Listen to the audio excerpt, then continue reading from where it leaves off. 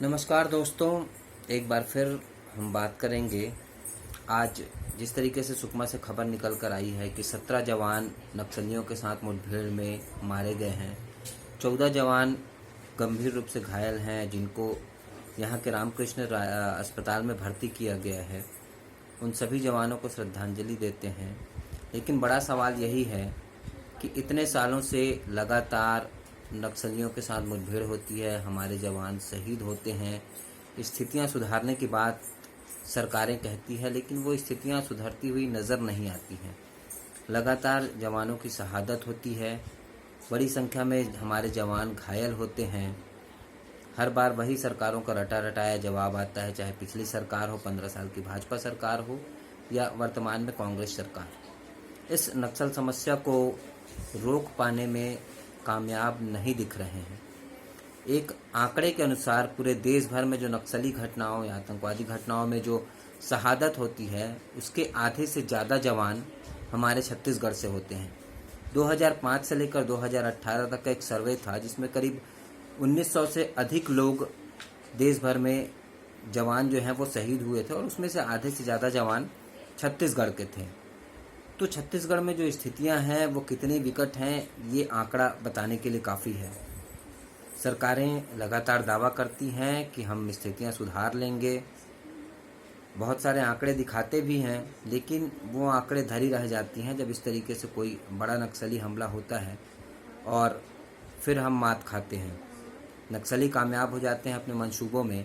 और बड़ी बात यह है कि प्रदेश बनने को 20 साल हो चुके हैं, लेकिन इस 20 सालों में इस सरकार ने, चाहे वो पूर्व की कांग्रेस सरकार हो, फिर भाजपा की सरकार हो और एक बार फिर कांग्रेस की सरकार है, इतने सालों में एक ढंग का मल्टी स्पेशलिटी हॉस्पिटल नहीं बनाया जा सका है जहां जो हमारे जवान अगर घायल होते हैं तो उनको उस सरकारी अस्पताल में भर्ती किया जा सके। रामकृष्ण अस्पताल के भरोसे बैठे हैं।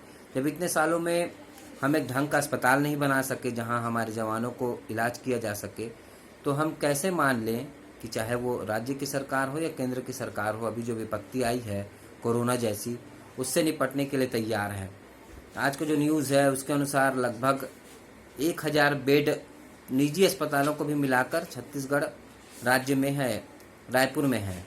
लेकिन अगर रायपुर की ही आबादी की बात कर लें तो लगभग 20 लाख की आबादी है यहाँ पे, उनके पीछे में 1000 बेड।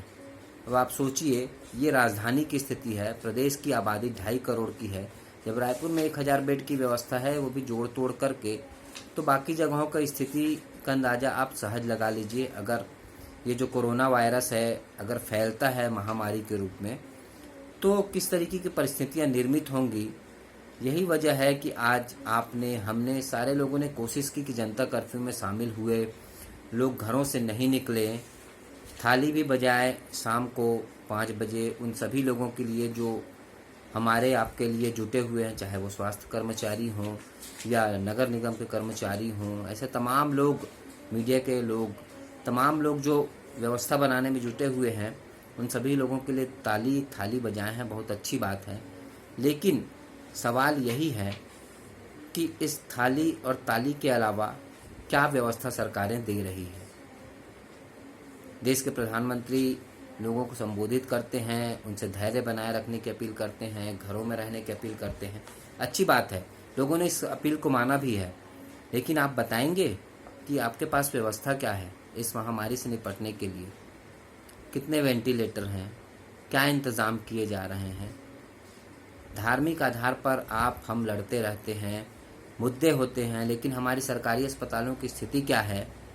बहुत बुरी स्थिति है। उसको लेकर सवाल नहीं करते, उसको लेकर सरकारें ध्यान भी नहीं देती। यही वजह है कि निजी अस्पतालों की संख्या लगातार बढ़ती जा रही है। निजी अस्पताल बहुत महंगे होते हैं। इस कोरोना वायरस की जांच की ही बात कर ली जाए तो 4500 रुपये का रेट तय किया गया है।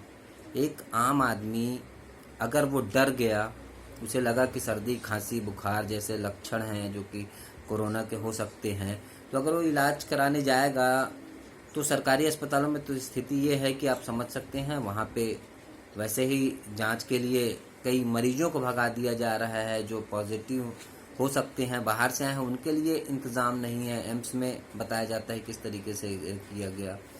तो फिर आप समझिए कि अगर आपको ऐसा लगा कि आप पे कोरोना कहीं पॉजिटिव हैं, आप अगर फील होता है या आप अपनी पुष्टि के लिए जांच कराने जाएंगे तो 4500 रुपये खर्च करना पड़ेगा।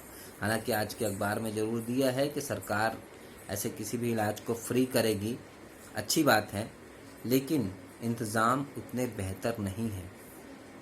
ऐसे में घर में रहने में ही समझदारी है आपकी, हमारी, सबकी। और इस जनता कर्फ्यू को जो है सफल बनाने के लिए आप सभी लोगों का धन्यवाद।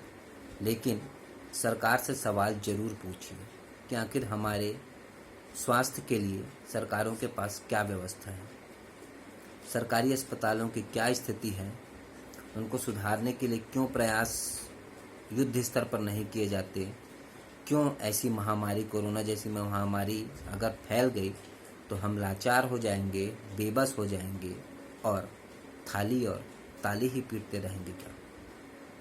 धन्यवाद।